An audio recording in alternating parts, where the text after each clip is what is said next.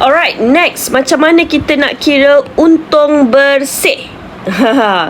Kalau sebelum ni, kalau untung bersih, biasa kita buat apa? Akaun perdagangan untung rugi, akaun untung rugi, dan baru kita dapat untung bersih kan. Tapi kalau kita belajar bab 2 ni, rekod tak lengkap ni, dia tak boleh nak sediakan apur tau, sebab dia tak cukup maklumat kan. Rekod perakaunan dia tak lengkap. So apa cara dia buat kalau nak dapatkan untung bersih? Ada dua kaedah lah, sama ada kaedah analisis ataupun kaedah perbandingan.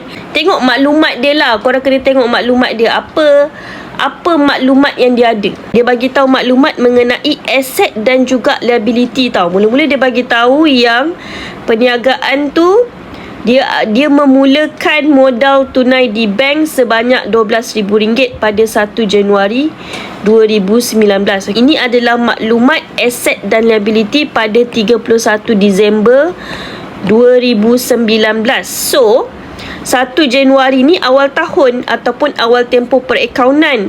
31 Disember ni akhir tahun ataupun akhir tempoh perakaunan. So kalau dia kata modal dia tu pada 1 Januari, maksudnya 12,000 tu adalah modal awal. Sebab modal tu pada awal tempoh perakaunan ataupun pada awal tahun lah. So memandangkan maklumat yang dia dah bagi tu, ada aset, ada liability, ada modal awal. Ni semua adalah aset dan liability. And then ada maklumat tambahan tu, ambilan sebanyak RM1,000. Okay. So bila dia dah bagi maklumat aset liability ni, so kita boleh gunakan kaedah perbandingan, iaitu kalau kita nak dapatkan untung, kalau kita nak tahu sama ada perniagaan tu dapat untung ataupun rugi, kita kena bandingkan antara modal akhir dengan modal awal. Okey. Kalau modal akhir dia tu lagi banyak daripada modal awal, maksudnya dia dapat untung.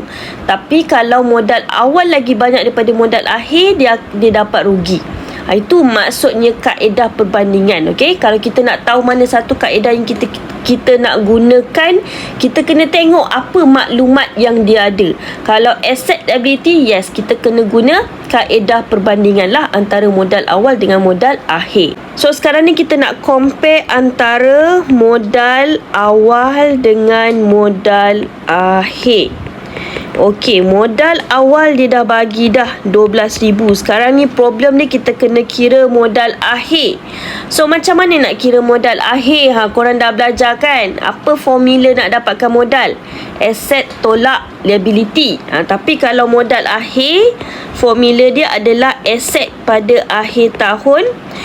Okey, aset akhir tahun tolak liability akhir tahun. Baki HB lah sebenarnya akhir tahun ni, baki HB ataupun aset dan liability pada akhir tempoh perakaunan tu lah.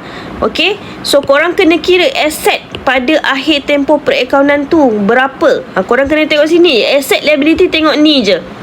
Ni semua pada 31 Disember kan. Ni semua pada akhir tahun ataupun akhir tempoh perakaunan. Okey, aset yang mana satu guys? Alatan pejabat, aset. Inventory, aset. Akaun belum terima, aset. Tunai di bank, aset. Okay.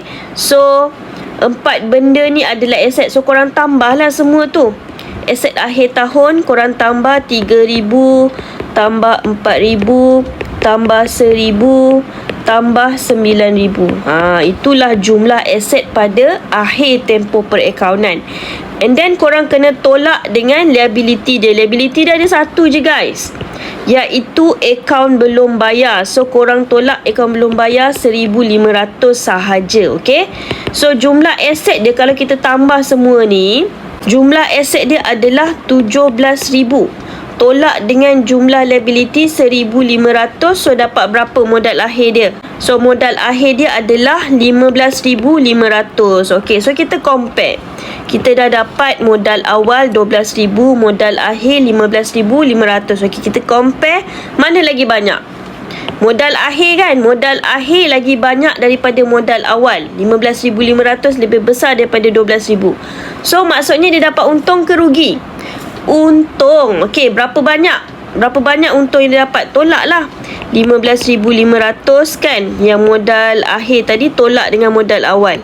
15,500 tolak 12,000. So dia dapat untung sebanyak 3,500 untung bersih dia. A lah jawapan dia.